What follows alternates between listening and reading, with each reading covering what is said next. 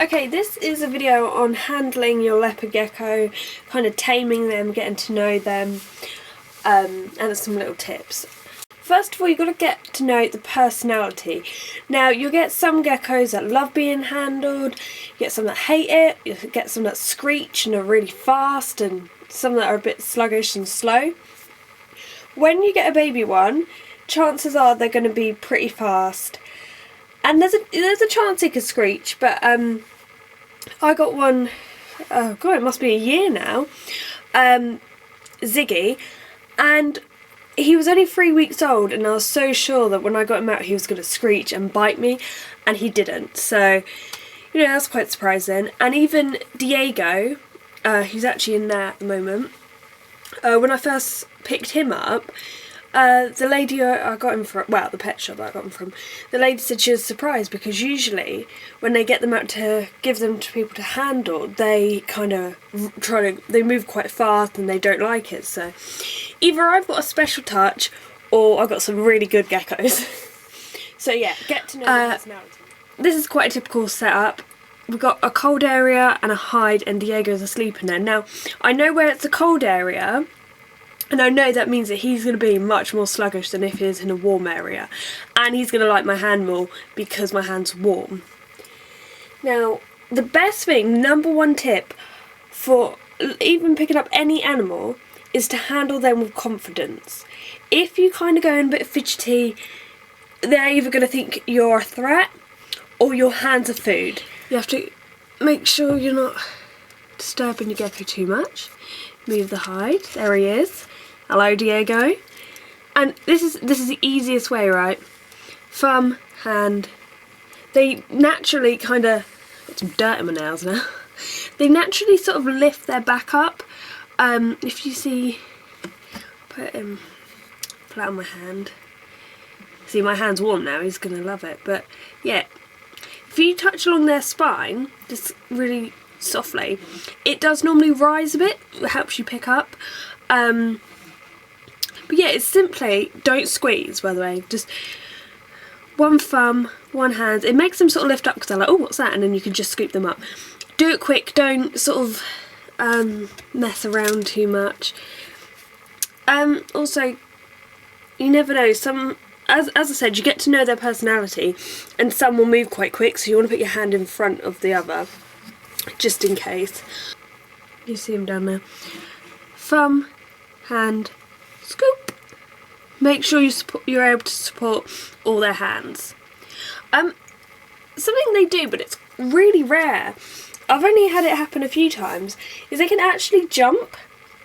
And they can jump quite far, and I guess if you're holding them and they don't feel supported, they just sort of jump off. But it's quite bizarre. But another tip is when you're feeding your geckos, like right now, don't try to handle them, because normally he's a lot more jumpy because it's later on, he's got more energy, he can just go and hunt on his food.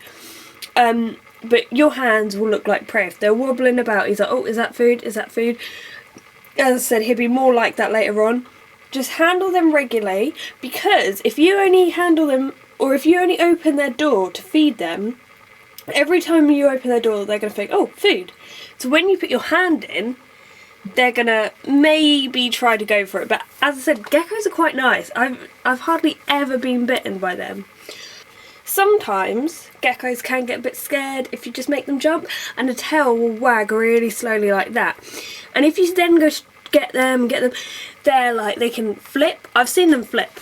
They can flip, they can lash out because they're freaked out and they're defending themselves. If they're like that, either shut the door and let them calm down, or talk to them like quietly, because that seems to work with us because my geckos are used to my voice.